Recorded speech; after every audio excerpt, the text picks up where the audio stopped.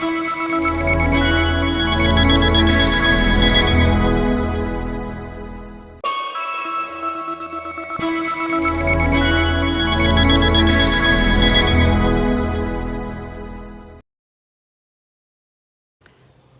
welcome to Mercurius Being Astro Update.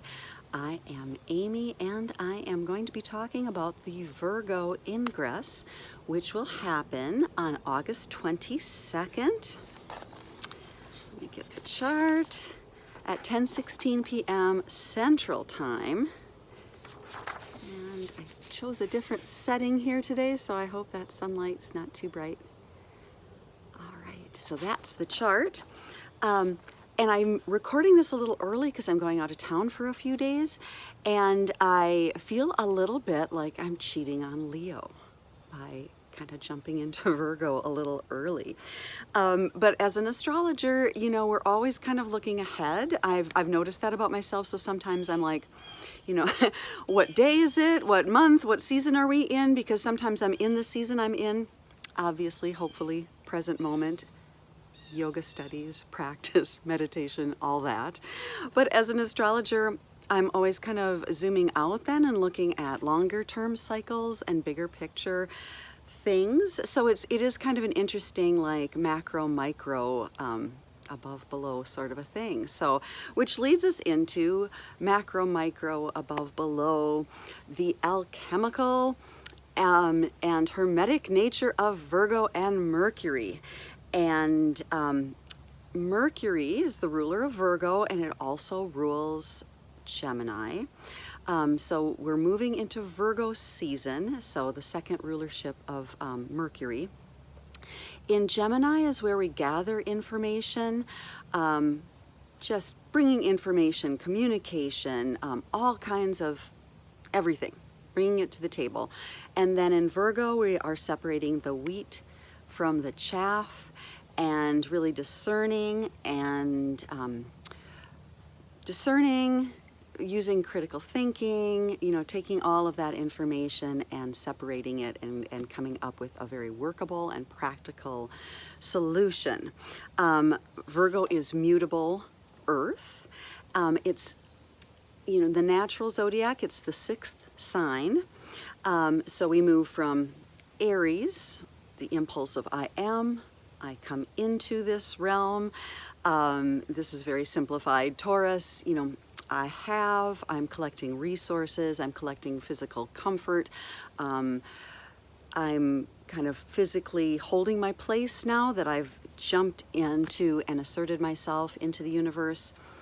And then the 3rd sign, Gemini, where again we're collecting and we're gathering information and we're looking at all our surroundings and figuring out kind of where we are. Cancer being where we really feel at home, where we feel like we're in a part of something, a tribe, and we feel connected and emotionally secure. So physical security with Taurus, emotional security with Cancer. And then Leo, which I just talked a bunch about in my other videos, you know, then we create and we kind of like, okay, we've got some of the resources and our stability and our needs met, so we can have that need to like express ourselves and create met in Leo. And then in Virgo, I will talk more about this at the new moon, but so I'll just use this as an example, even though this isn't the natural chart. But the first 6 houses would be represented by, you know, Aries, Taurus, Gemini, Cancer, Leo, and then Virgo. And then those are all really about our own individual self-development. And then the top of the chart, the 7th through the 12th houses symbolize then ourselves, adding in others. So Virgo is really the last step at the bottom of the chart as far as really discerning, then taking all of that experience and then, you know, really crafting and perfecting and looking into ourselves and deciding what changes need to be made, honing, crafting, craftspeople. The key word, if you're going to remember one thing from this video, as a Virgo or anybody with a lot of Virgo, such as myself, the key word is perfecting, I-N-G, and it is not perfection, I-O-N. That would be a classic kind of a Virgo shadow, is falling into perfectionism, always honing their craft and never presenting and bringing it out, because it really is all about passing skills, taking what you've learned and honed and figured out and sharing it with other people to make their lives easier as well.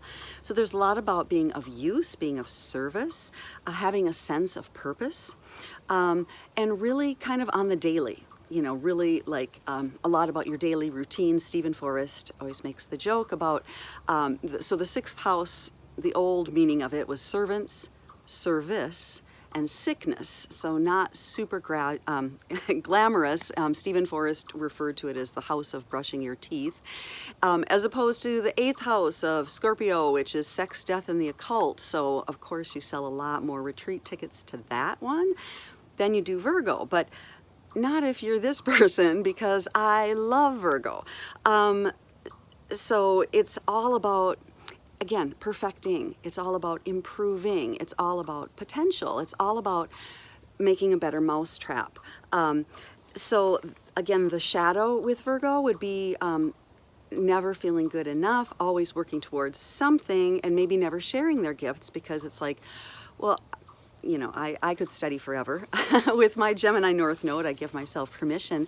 But there's also part of that, like just saying that you're good enough now to share what you have and what you know and what you've learned, not waiting another 50 years before you have, you know, how many other degrees or credentials before you share it, but really having practical and useful knowledge.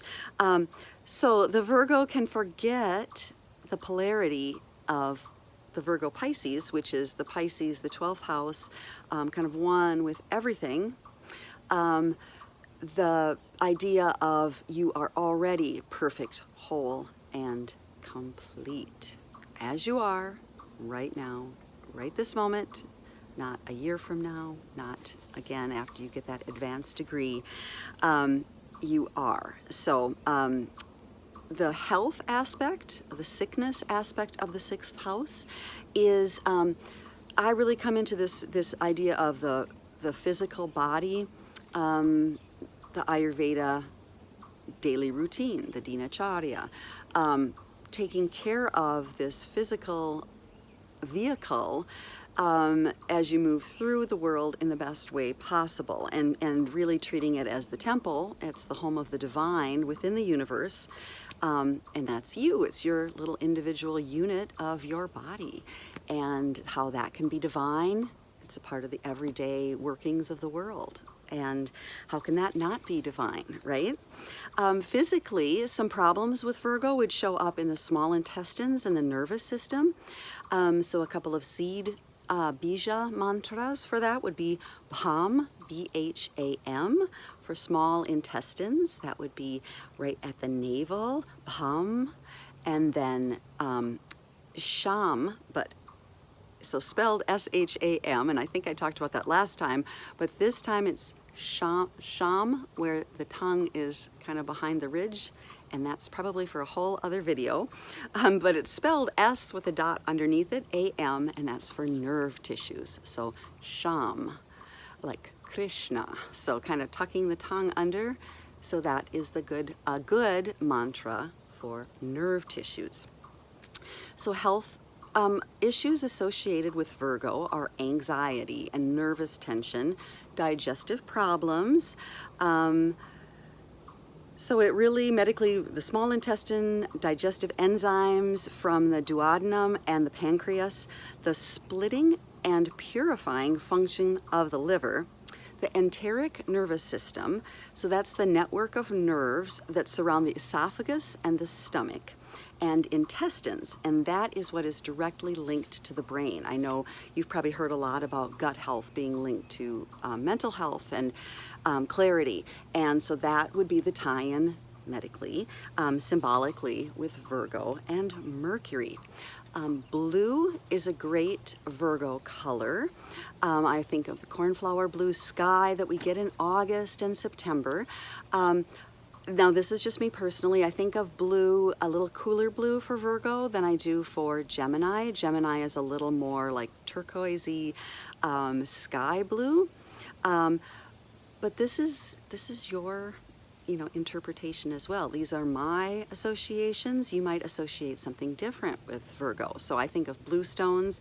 I do also think of tiger's eye, which is really a good mental stone and a good stone for speech and clarity. And I still love that tie-in because we're rolling from Leo to Virgo, in August, and so there's still a lot of that lion energy and tiger energy, big cat energy. All right, essential oils associated with Virgo are cardamom and fennel, and they're both very good digestive herbs. The Bach remedy associated with Virgo is Centauri. And I brought my little Bach Flower Remedies book. And so for Shadow Virgo or Shadow Centauri, it's for people who find it hard to say no. So that would be overblown service, just serving without boundaries, okay? They let themselves be imposed upon and even bullied by others. They are usually timid, quiet, and rather passive with little strength of will. So this is like super shadow service, okay? Anxious to please, they give in to others out of subservience rather than willing cooperation. Although dissatisfied with the state of affairs, they will deny their own wishes or vocation rather than risk a confrontation. Anxious to do the right thing, they are easily influenced by what other people dictate. Drained by others and out of touch with their own assertiveness, they tend to lack energy and tire easily. So the positive aspect of this flower essence is shown in people who serve willingly and unobtrusively, but without denying their own needs. They can express and defend their own opinions and mix well in company. Above all, they are in touch with what they want and can now follow their own path with determination and energy, unhampered by the opinions of others. So that again is just kind of that high service, that having strength and strength and confidence in your own ability to build a better mousetrap and have something to share and be of purpose and to not be swayed by others as you are doing it. All right, so just a couple aspects to this Ingress. Is square to Mars in Gemini, so a lot of energy and assertiveness. Square and a half to Chiron in Aries, and Aries is ruled by Mars, so there's that little tie-in. So that's also kind of triggers opportunities and challenges to your assertiveness and your energy. And the reason I'm bringing Mars into the mix is Mars will be squaring the Virgo new moon quite tightly by 2 minutes actually. And the Virgo new moon will be the August 27th, so I'll be back for another video for that. August 27th is also Mercury maximum evening elongation, so it's when it's in the sky longest after sunset. It's the farthest it's going to get from the sun, and that heralds the beginning of the Mercury retrograde period, and this will be the last air element Mercury retrograde before we switch over to Earth. So Mars also just touches into the full moon of Pisces on September 10th. The moon will be just past a square 6 degrees after it's square to Mars on that full moon. So there's, just this little bit of service, but like Mars, right? So boundaries, because you can't serve if you don't have a physical vehicle and a healthy physical vehicle. I guess if I were to do one thing in this lifetime, would be like be the spokesperson for boundaries and health and taking care of yourself, right? So that's my little thing on that. Also, I'm going to be talking a little bit about the Mars, Scorpio-Mars cycle in the next videos as well, drawing from Adam Gainsbourg's worth and work. His worth is abundant. He is amazing. So I think I'll touch on that at that time. So I will remind myself, I'll keep that information in my little Mars Virgo pile. All right, so the area of the heavens where the sun ingresses into Virgo. So it's ingressing into Virgo in the Western zodiac, the tropical zodiac, but in the Vedic, it really is still 5 degrees Leo sun. So I like to kind of mix these. I like to mix things up. So this area of the heavens is Magha, M-A-G-H-A, the mighty one. The symbol, the deity is Pitris, who is the ancestor of the human race. It is the star of kings, the power to change, end a cycle, and leave the body.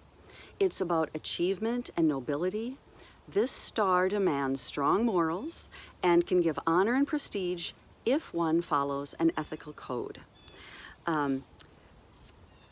The honoring ancestors, the ancestral's pride and power, moving beyond physical forms and structures. So it kind of grants this permission to honor your ancestors, you know, by being the best person you can be. And I don't think I mentioned before when I said sharing your skills. So there's a lot about mentoring and being mentored in Virgo 6th house association. So drawing in this energy of ancestors that, you know, we are part of this lineage. And as we are in this incarnation, in this physical body, what can you do to help your family line by becoming the best of yourself that you can be? And I don't mean this in a heavy way like, oh man, it is all up to you. But I mean this in a really encouraging way of potential, like every little thing you do that brings about growth or space or awareness or a gain in consciousness, I believe trickles all the way back in your line of ancestors. And so there's that part of it. There's also this part of it's a great time to be able to call in the energy and the knowledge and the wisdom and the blessings of your ancestors. So really making an space and time of meditation during this whole Virgo season, from August 22nd to September 22nd. And I'll check on that end date as we get closer to the beginning of Libra. But to call that energy in and to really just, you know, again, sometimes Virgo might be described as little victories, daily victories, like I said, but and habits, redoing habits, making little changes in your habits every day. Like, oh gosh, you know, I haven't walked, let's say. I love to walk, but if I hadn't walked and I started walking, and I started doing that every day or 6 days out of the week, over time, you know, one will see a big difference. You know, you don't have to, I'm going to give up every single thing in my diet. I'm going to do it in one day, you know. No, just make one little change over a long amount of time. You're going to see a positive change. So, Virgo, setting aside that time for like incremental changes that over time will bring large benefits. All right. Let me see if there's anything else I had within that. Yes, it's a good time for guidance. Okay, got that. All right. I am drawing in, oh, the Drowned King. Okay, so that's, when I read that this is the Star of Kings, I also had literally just that day, or yet this was the other day when I was doing this, drawn this card, the Drowned King card, and it is from, I'm going to be all about Kim Krans today, the Alchemy guidebook, and I've got a couple of her tarot cards today too. So Alchemy, again, that's ruled by Mercury in Virgo, I would say more so, but Gemini certainly plays a part in that as well. So we have Rex Marinus, the Drowned King, and I'll hold that card up because her artwork is so gorgeous. Ego collapse, losing face, and humility. So there's a little Pisces, you'll notice in this card, again, which is the polarity of Virgo. In alchemy, the archetype of the king is often used as a symbol for the ego, the aspect of the self that is attached to its own title, name, and identity. It is said that the drowned king is a required phase in the process of transformation. Only through dissolving who they thought they were is the king able to become who they are destined to be, a kind and benevolent leader. How does the drowning occur? Not voluntarily, that's for certain. Through circumstances beyond their control, the king is brought to their bottom, to their knees. So that's a little more Piscean now, isn't it? Beyond one's control. When this card appears, expect a huge blow to the ego, impactful enough that it causes one to turn their life around, prioritizing grace over greed, benevolence over brutality, sovereignty over selfishness. The drowned king eventually resurfaces as a fully charged, benevolent being. All right. Just reading the other parts here. Okay, I think that might be all on that card. But I wanted to also talk about the associated cards. With Virgo, we have the Hermit, again from Kim Krans, and I'll note this in the comments area below the video. And I'm sorry I didn't have these posted. I usually like to be a little more on top, but sometimes sometimes I have so many post-it notes it gets a little much. That's a little Virgo overload right there. And of course I can't find it. Okay, the Hermit, card number 9 in this deck. Solitude and meditation. The idea of being a hermit is not supported in our society. But in the realm of tarot, hermits are highly celebrated and valued creatures. Through meditation, solitude, and stillness, they bring wisdom to all. When this card appears, it's time to step back from the business of day-to-day life and focus on your inner realm. Become more self-aware. If you're intrigued by meditation, start now. Spend time by yourself. Your inner fire is ready to be lit, and it will shine for all to see. At the new moon, I'll probably bring another depiction of the Hermit along, because the lamp is a part of that imagery. And Mercury at this ingress, if you can see, Mercury, our little winged messenger there, ahead of the sun. And anytime Mercury is ahead of the sun, it is lighting the lamp of reason and holding the light before the monarch, before the king or queen can move forward. So it's like using your head before the king or queen comes out. So that again points to that discernment, that energy. All right. So the card, the tarot associated with the Mercury itself is the Magician. All right. We have self-empowerment and action. The Magician is a card of boundless, expansive energy. Whereas many of the major arcana deal with stillness or aspects of the mind, this card is all about action, action, action. It's time to see yourself as the wild cat. Embrace his speed, grace, and abilities. Don't be afraid to begin. You have the power of all 4 elements within your reach. Now is the time to use them. All right, so again, kind of bringing in that big cat energy, still in August. Associated with the Hermit and Virgo is also the Hebrew letter Yod. And it's just the littlest letter of all, and it actually kind of floats above. It's the smallest letter of the alphabet, suspended in midair, and it represents the cosmic messenger bringing movement and change into our lives. It represents the power of momentum, like instantaneous. Something small, like the Yod, becomes greater and more forceful. Okay? It represents the number 10. There are 10 forces on the tree of life, and they sustain all of creation through constant movement. It's just like the energy, right? It's just like everything is vibrating. We think things are solid, but they're just vibrating super slowly. So there's a lot of energy available for liberating a talent, ability, or interest that's been dormant within you. So thinking or meditating on the letter Yod helps with that liberating a talent, ability, or interest that's been dormant within you.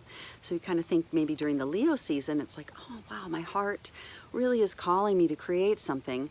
And then Virgo energy comes in. It's like, okay, let's bring that creativity in here and let's put it on paper. You know, let's write down a plan. Let's start working toward that goal and crafting how we're going to do it. Okay. The letter associated with Mercury is the Hebrew letter Beit, B-E-I-T. And it's the second letter.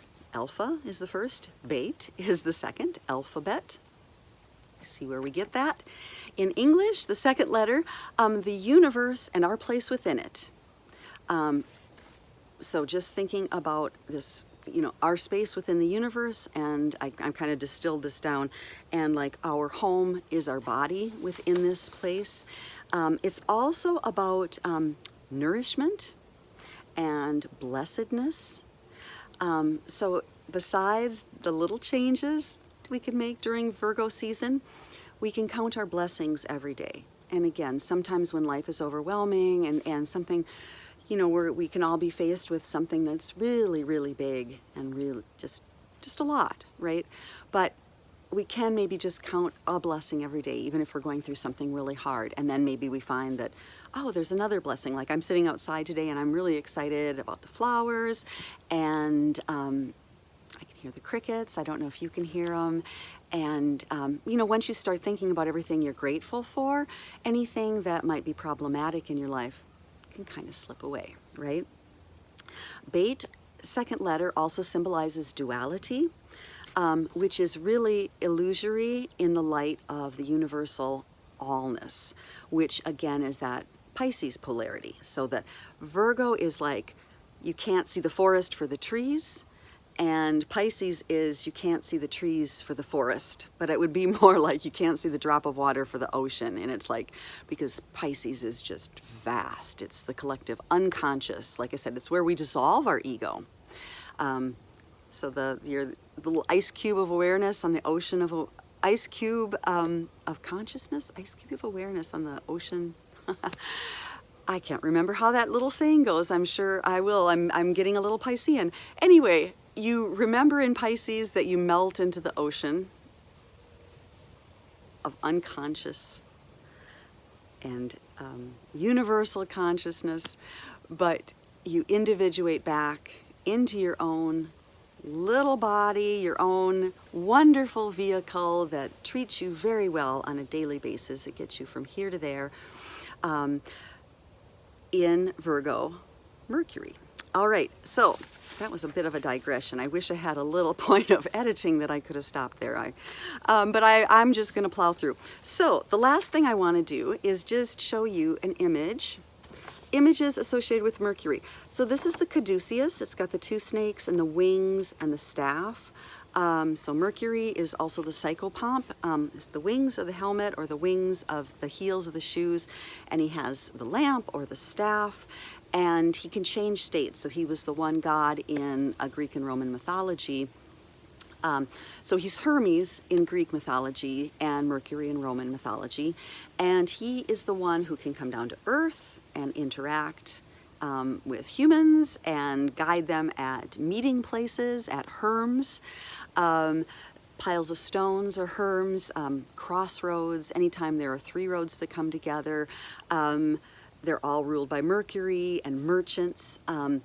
So he's on this level, and then he also goes back up to Mount Olympus because he's a god. He can go back up there, hang out with the gods, tell them what's going on down here. But then also he guides souls down to the underworld. And so he is known to go between states, and that's also ties in that rule with alchemy. So the medical community still uses either the caduceus or this one, which is the rod of Asclepius. The caduceus is actually translated as herald's staff. It's a token of peaceful embassy. It was originally an olive branch, and now noted as the wand carried by Mercury.